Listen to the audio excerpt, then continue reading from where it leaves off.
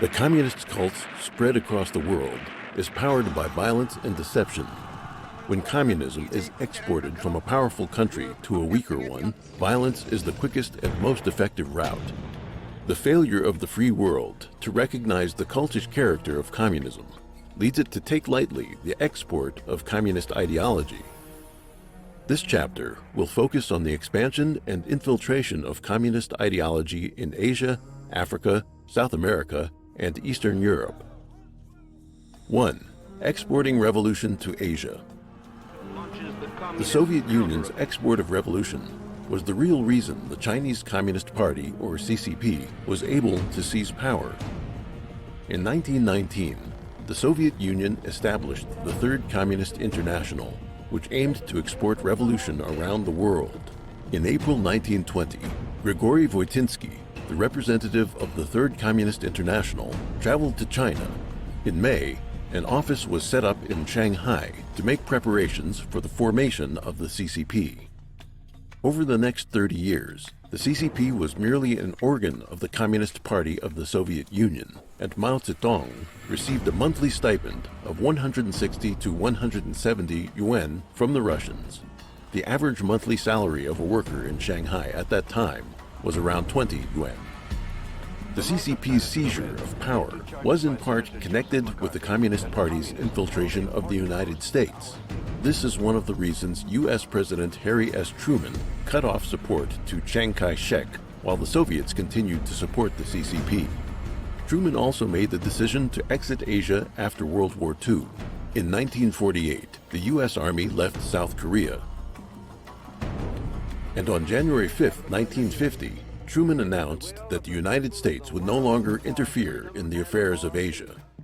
This included the termination of military assistance to Chiang Kai-shek's Taiwan, including in the case of a war between the People's Republic of China and the Republic of China. A week later, U.S. Secretary of State Dean Acheson reiterated Truman's policy and said that if war were to break out on the Korean Peninsula, the United States would not get involved. These anti-intervention policies provided an opportunity for the Communist Party to expand its influence in Asia. They flared into war when communist North Korean forces invaded the Free Republic of South Korea. When North Korea invaded the South and the United Nations sent troops, the United States changed its policy. The CCP went all out in trying to export revolution, in addition to training guerrilla fighters in different countries, providing weapons, and sending troops to fight against legitimate governments. It also provided significant financial support for insurrections. During the heat of the Great Cultural Revolution in 1973, the CCP's foreign aid spending reached its peak, 7% of the national fiscal expenditure. According to Chen Yaping, a Chinese scholar with access to secret documents released by the Ministry of Foreign Affairs, quote, 10,000 tons of rice were shipped to Guinea and 15,000 tons of wheat were sent to Albania in 1960. From 1950 to the end of 1964, the total foreign aid expenditure was 10.8 billion yuan, during which time the most expenditure was from 1960 to 1964, when the Great Famine was going on in China. During the famine from 1958 to 1962, tens of millions died of hunger, yet foreign aid expenditures totaled 2.36 billion yuan. If these expenditures had been used to purchase food, it would have saved 30 million people. All those people died because of the CCP's Great Leap Forward movement, and they were simultaneously victims of the CCP's attempts at exporting revolution.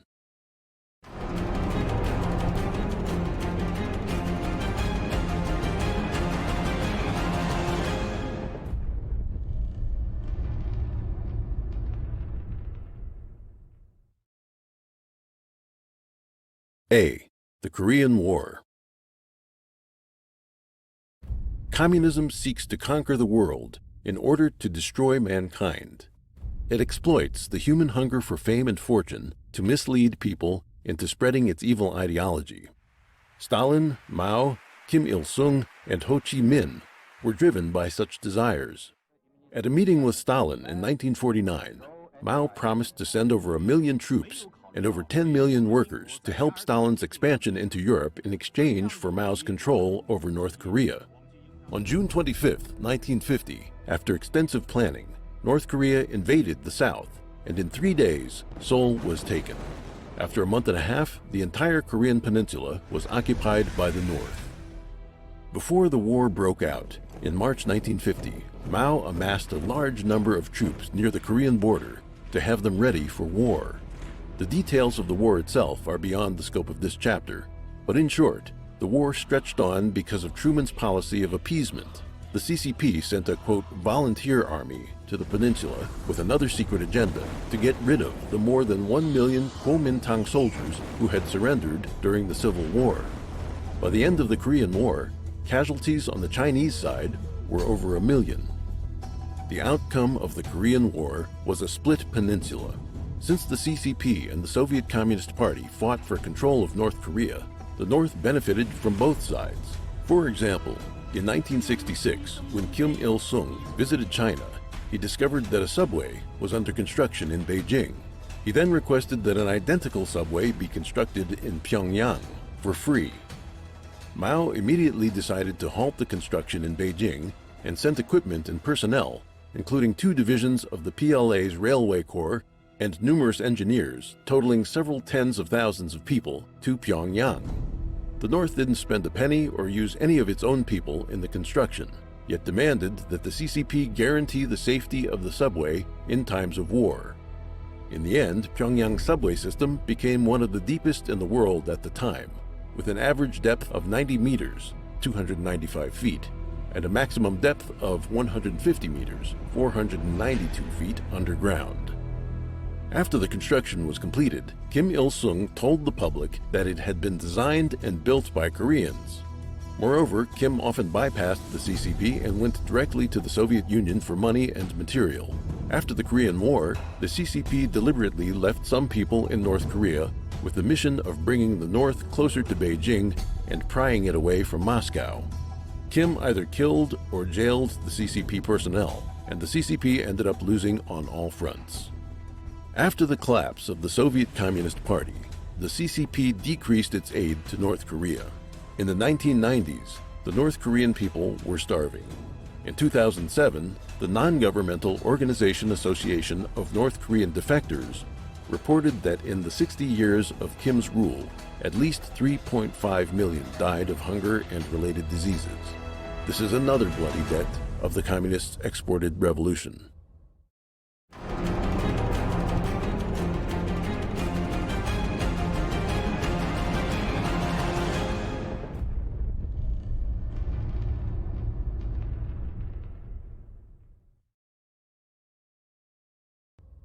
B. The Vietnam War. Before the Vietnam War, the CCP supported the Communist Party of Vietnam, CPV, to defeat France in 1954, resulting in the 1954 Geneva Conference and the confrontation between North and South Vietnam. Later, France retreated from Vietnam. The invasion of North Vietnam into the South and the intervention of the United States made the Vietnam War more intense. It became the largest war in a single theater after World War II. The U.S. military participated in the war from 1964 to 1973. As early as 1952, Mao sent advisory groups to the CPV. The head of the military advisory group was General Wei Guo-ching of the People's Liberation Army. The Land Reform Advisory Group, dispatched by the CCP, detained and executed tens of thousands of landlords and rich peasants in Vietnam, triggering famine and peasant riots in the north. The CCP and the CPV together suppressed these uprisings and launched rectification movements of the party and army. In order to become the leader of communism in Asia, Mao aided Vietnam on a large scale, despite the fact that tens of millions of people were starving to death in China. In 1962, Liu Shaoqi, vice chairman of the CCP, ended Mao's frenzied policy at the 7,000 People's Assembly, preparing to restore the economy to health and effectively marginalize Mao. But Mao refused to give up power, so he brazenly made China enter the Vietnam War, while Liu, who had no power base in the military, had to sideline his plans for economic recovery. In 1963, Mao dispatched Luo Ri-chin and Lin Biao to Vietnam in succession. Liu promised Ho Chi Minh that the CCP would shoulder the cost of the Vietnam War itself. He said, quote, "You can take China as your home front if there's a war." With the investigation and support of the CCP, in July 1964, the CPV attacked a U.S. warship with torpedoes in the Gulf of Tonkin, creating the Gulf of Tonkin incident, which triggered the United States' participation in the war.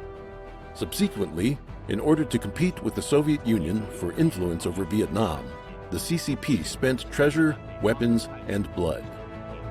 Historian Chen Shenhui wrote in his book, The Truth of the Revolution, the 20th Century Chronicle of China, quote, "Mao's support for Vietnam brought disaster. It caused the death of 5 million civilians, led to landmines and ruin everywhere, and caused the economy to collapse."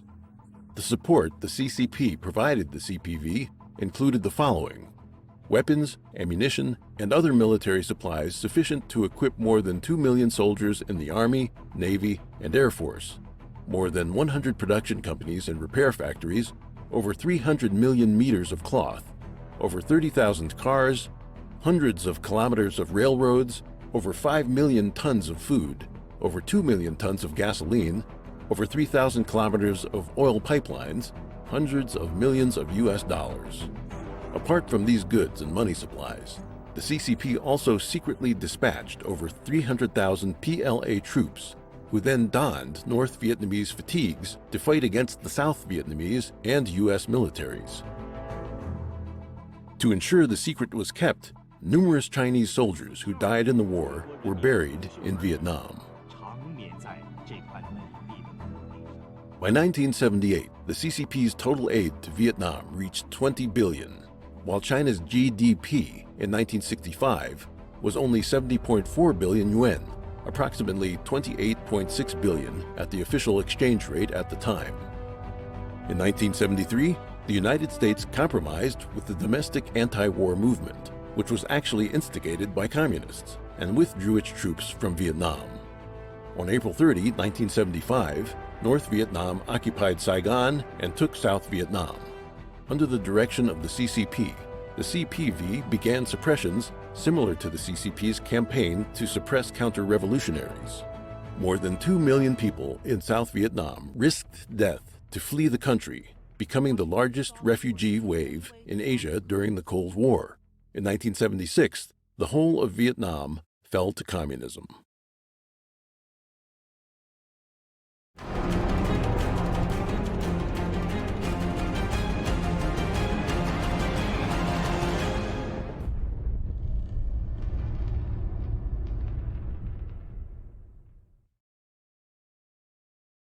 C. The Khmer Rouge. The CPV asked the CCP to provide large-scale assistance to Vietnam during the Vietnam War, but this later became one of the reasons China and Vietnam became hostile to each other. In order to export revolution, the CCP loaded Vietnam with huge amounts of aid in order to have it keep fighting the United States. Vietnam didn't want the war to drag out so long, so it joined the U.S.-led four-nation talks, which excluded China from 1969. In the 1970s, after the Lin Biao incident, Mao urgently needed to establish prestige in China. In addition, Sino-Soviet relations had worsened after the Shenbao Island incident, a locally contained military conflict between the two powers. Mao thus cooperated with the United States to counteract the Soviet Union and invited U.S. President Richard Nixon to visit China. Meanwhile, facing opposition to the Vietnam War back home, the United States was reluctant to continue fighting. Vietnam and the United States signed a peace agreement. It was then that Vietnam drifted away from the CCP and came into the orbit of the Soviet Union. Mao was unhappy with this and decided to use Cambodia to put pressure on Vietnam. Relations between Vietnam and Cambodia became worse, and the two countries eventually went to war. The CCP's support for the Communist Party of Kampuchea, broadly known as the Khmer Rouge, began in 1955, with Khmer leaders receiving training in China. Pol Pot, the paramount leader of the Khmer Rouge regime, was appointed by Mao in 1965. Mao provided money and arms to the Khmer, and in 1970 alone, provided Pol Pot with weapons and equipment for 30,000 people. After the United States withdrew from French Indochina, Vietnam, Cambodia, and Laos, the local governments were unable to resist the CCP-supported communists, and so the Laotian and Cambodian regimes fell into their hands in 1975. Laos fell to Vietnam, while Cambodia came under the control of the CCP-backed Khmer Rouge. To implement the CCP's policy and teach Vietnam a lesson, the Khmer Rouge repeatedly invaded southern Vietnam, which had been united by the CPV in 1975. It slaughtered residents at the Cambodian-Vietnamese border and tried to occupy the Mekong Delta in Vietnam. Meanwhile, Vietnam's relationship with the CCP was bad, while its relationship with the Soviet Union was good. With the support of the Soviets, Vietnam began attacking Cambodia in December 1978.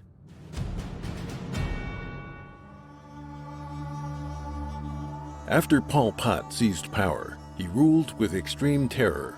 He announced the abolition of currency, ordered all urban residents to join collective forced labor squads in the countryside, and slaughtered intellectuals. In little more than 3 years, more than a quarter of the country's population had been killed or had died from unnatural causes. Nevertheless, Pol Pot was promoted by CCP leaders Zhang Sun-chao and Dong Ying-chao. After the war between Vietnam and Cambodia began, the Cambodian people began to support the Vietnamese army. In just 1 month, the Khmer Rouge collapsed, lost the capital, Phnom Penh, and was forced to flee into the mountains and fight as guerrillas. In 1997, Pol Pot's erratic behavior caused quarrels within his own camp. He was arrested by Khmer commander Ta Mok and, in a public trial, was sentenced to life imprisonment. In 1998, he died from a heart attack. In 2014, despite the CCP's repeated attempts at obstruction, the extraordinary chambers in the courts of Cambodia sentenced 2 Khmer leaders, Khieu Sampan and Nguyen Chia, to life in prison. Vietnam's war in Cambodia infuriated Deng Xiaoping. For this and other reasons, Deng set off a war against Vietnam in 1979, calling it a counterattack for self-defense.